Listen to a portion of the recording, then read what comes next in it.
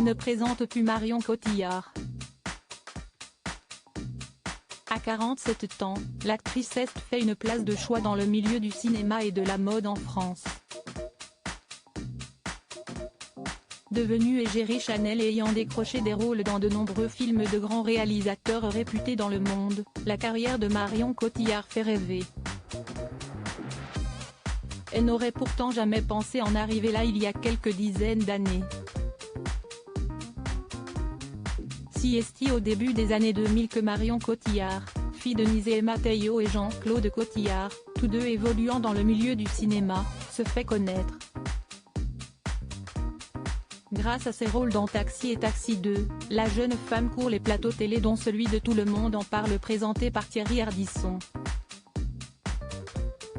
Invitation qu'elle avait honorée avec plaisir et dont elle avait profité pour revenir sur un événement traumatisant de sa jeunesse.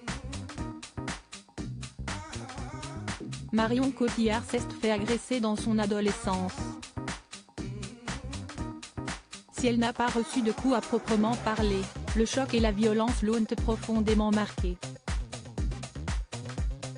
À l'époque, elle vient d'aménager dans la région de la Beauce près d'Orléans avec ses parents après avoir quitté la cité en région parisienne. Dans son nouvel environnement, elle sympathise avec une Marocaine. Ses liens avec elle ne sont pas bien vus par deux connards du Front National.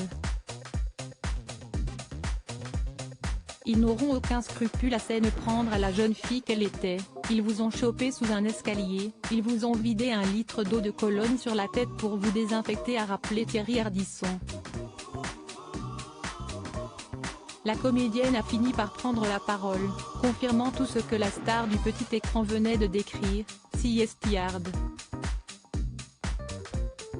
Ça m'a un peu choqué, on peut le dire. C'était surtout les propos tenus pendant qu'il me désinfectait qui étaient super violents et que moi je ne connaissais pas vraiment. J'ai découvert le racisme en quittant la cité. Fort heureusement, Marion Cotillard n'a pas été blessée physiquement mais a pris conscience de la gravité du racisme ambiant en France. Des valeurs à transmettre. Ce triste épisode a permis à Marion Cotillard de se forger ses propres valeurs et de savoir ce qu'elle ne voulait pas pour ses enfants. Raison pour laquelle elle inculque la tolérance à Marcel, 11 ans et Louise, 6 ans, née de sa romance avec Guillaume Canet. Si ces confidences à leur sujet se font rares, cela ne veut pas dire qu'elles ne s'impliquent pas dans leur éducation. Mes enfants ont le droit de me rejeter, de ne pas m'aimer, et si jamais cela devait arriver, je serais heureuse qu'ils me le disent, parce que cela me permettrait d'avancer.